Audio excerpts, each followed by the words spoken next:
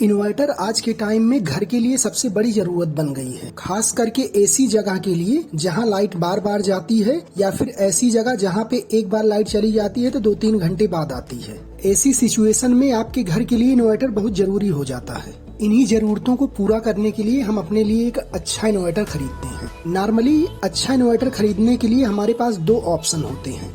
पहला ऑप्शन है कि हम डायरेक्ट दुकान पे जाएं और वहां से एक अच्छा इन्वर्टर परचेज कर लें। लेकिन इस केस में मेन प्रॉब्लम ये होती है कि दुकानदार हमें वही इन्वर्टर देता है जिसमें उसको ज्यादा कमीशन मिलता हो, ना कि ऐसा जो हमारे लिए बेस्ट हो। अब हमारे पास दूसरा ऑप्शन बचता है ऑनलाइन इन्वर्टर परचेज करने का, जहां पर हम ऑनलाइन कस्टमर के रिव्यू के बेस पर अपने लिए एक अच्छा इन्वर्टर परचेज करते हैं। पर यहाँ पे मेन प्रॉब्लम ये आती है कि बहुत सारे लोग ऐसे होते हैं जिनको इन्वर्टर के बारे में ज्यादा जानकारी नहीं होती है और उसमें से शायद बहुत सारे लोग पहली बार इन्वर्टर परचेज करने जा रहे होते हैं। इसी प्रॉब्लम को सॉल्व करने के लिए मैं इस वीडियो के माध्यम से आपको बेस्ट इन्वर्टर और उसमें लगाई जाने वाली बैटरी के बारे में पूरी जानकारी दूंगा, जिससे कि आपको एक अच्छा इन्वर्टर परचेज करने में बहुत आसानी होगी। ऑनलाइन इन्वर्टर परचेज करने के लिए आपको इन्वर्टर के बारे में कुछ बेसिक चीजों की जानकारी होना बहुत जरूरी है, अदरवाइज आप अपने लिए एक अच्छा इन्वर्टर सेलेक्ट नहीं कर पाएंगे। और अगर आपको इन्वर्टर के बारे में बेसिक जानकारी पहले से ही रहेगी तो आप एक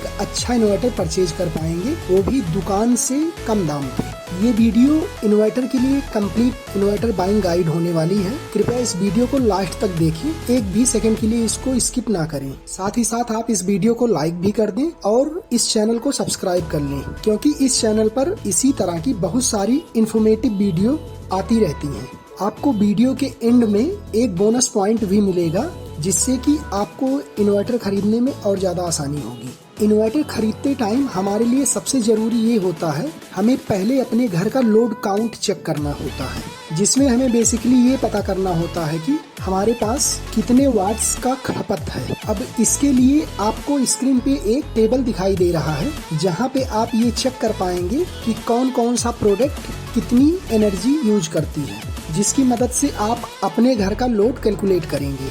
मान लीजिए आपके घर में 80 वाट की 3 फैन इन्वर्टर से चलाने हैं, 2 ट्यूब लाइट चलाने हैं जो कि 40 वाट के होंगे, 4 LED बल्ब भी आपको यूज करना है, एक 120 वाट का LED टीवी भी आप चलाते हो और साथ ही साथ आपके पास एक 80 वाट का लैपटॉप भी है। अब अगर मैं इन सभी चीजों को ऐड करता हूँ तब हमारे पास टोटल 548 वाट्स आ जाते हैं। अब इसमें मैं 50 वाट का जर्क वैल्यू भी ऐड कर देता हूँ। जर्क वैल्यू का मतलब ये है, जब कोई इलेक्ट्रॉनिक प्रोडक्ट स्टार्ट होता है उस टाइम वो थोड़ा सा ज्यादा बिजली कंज्यूम करता है, जिसको ही उसका जर्क वैल्यू बोलते हैं। अब मान लो मैंने 50 वाट का जर्क वैल्यू ऐड कर लिया, तब हमारे पास लगभग 600 वाट अप्रॉक्स वैल्यू हो जाती है। अब मैं इसी 600 वाट के बेस पे आपके लिए इन्वर्टर और साथ ही साथ उसकी बैटरी का डिटेल बताऊंगा। अब हम वोल्ट एम्पियर कैलकुलेट करते हैं। वोल्ट एम्पियर इक्वल टू होता है टोटल लोड डिवाइड बाय 0.8, क्योंकि हमारे पास टोटल लोड 600 वाट का है।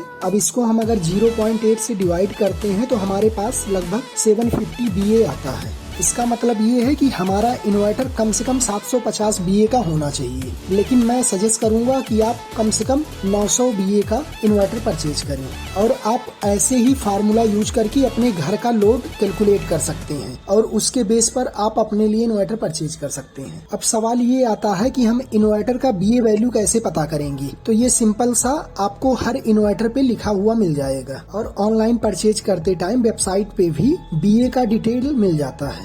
अब हम बात कर लेते हैं इन्वर्टर वर्सेस होम यूपीएस का। इन्वर्टर और होम यूपीएस 2 अलग अलग चीजें होती हैं। अगर आप घर पे केवल लाइट और फैन चलाने के लिए और साथ ही साथ टीवी चलाने के लिए इन्वर्टर लगवाना चाहते हैं तो आप सिंपल इन्वर्टर परचेज कर सकते हैं, लेकिन अगर आप इनके साथ साथ कंप्यूटर लैपटॉप भी चलाना चाहते हैं तब उस केस में आपको होम यूपीएस लेना चाहिए। होम यूपीएस लेने का फायदा ये होता है कि लाइट जाने के बाद ये आपके कंप्यूटर और लैपटॉप को बंद नहीं होने देगा, ये डायरेक्ट सप्लाई ऑन कर देता है, जबकि इन्वर्टर में ऐसा नहीं होता है। अब हम बात कर लेते हैं टाइप ऑफ इन्वर्टर की। ये मोस्टली दो तरह का होता है, स्क्वायर वेव इन्वर्टर और sine wave inverter. Square wave inverter यह एक बेसिक इन्वर्टर होता है जो कि मोटर को सपोर्ट करता है। ये कंप्यूटर और लैपटॉप के लिए अच्छा नहीं होता है, ये थोड़ा सस्ता भी मिलता है। अगर हम बात करें साइन वेव इन्वर्टर की, तो ये कंप्यूटर, लैपटॉप, रेफ्रिजरेटर ऐसे कई सारे डिवाइसेस को सपोर्ट करता है। इसी कारण इसे ज्यादा लोग परचेज करते हैं। बस ये थोड़ा सा ज्यादा महंगा होता है, लेकिन मैं रिकमेंड करूंगा आप इसी को खरीदें। अगर मैं इन्वर्टर के टॉप ब्रांड्स के बारे में बात करूं तो वो है ल्यूमिनस,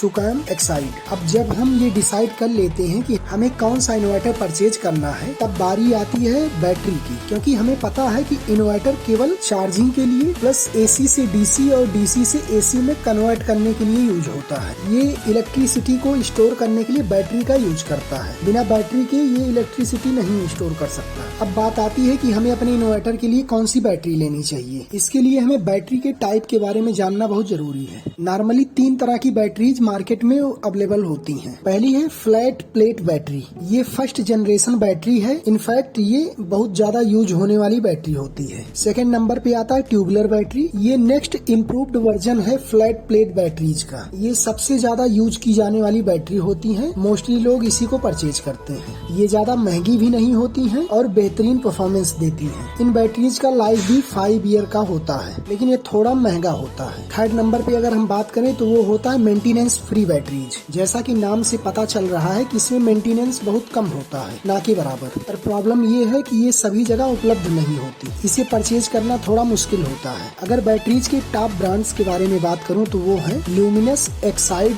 एमरॉन और सुकाम। अब मैं आपको बताऊंगा कि कैसे हम अपने रिक्वायरमेंट के अकॉर्डिंग बैटरी कैपेसिटी कैलकुलेट करते हैं, जिसके लिए सिंपल सा फॉर्मूला होता है battery capacity equal to power needs in watts into backup time in hours divided by battery voltage. जैसा कि मैंने यूपीएस सेलेक्ट करने के लिए यूज किया था 600 वाट, सेम उसी के बेस पे मैं बैटरी की कैपेसिटी कैलकुलेट करूंगा। मान लो हमारा टोटल कंजम्पशन 600 वाट का है और मैं 3 घंटे की बैकअप चाहता हूँ कि इसमें 600 इंटू 3 डिवाइड बाई 12 करने पर हमारे पास आ जाएगा 150 AH। मतलब कि हमें कम से कम 150 AH की बैटरी की जरूरत पड़ेगी। पर हमें पता है कि सभी बैटरी जो है 75 से 85% तक ही आउटपुट देती है। इसीलिए हमें 150 AH की बैटरी ना लेकर कम से कम 200 AH की बैटरी लेनी चाहिए। अब हमने अपने रिक्वायरमेंट के आधार पर ये पता कर लिया कि अगर हमारी रिक्वायरमेंट 600 वाट की है तो हमें कम से कम 900 VA का इन्वर्टर और साथ ही साथ 200 AH की बैटरी होनी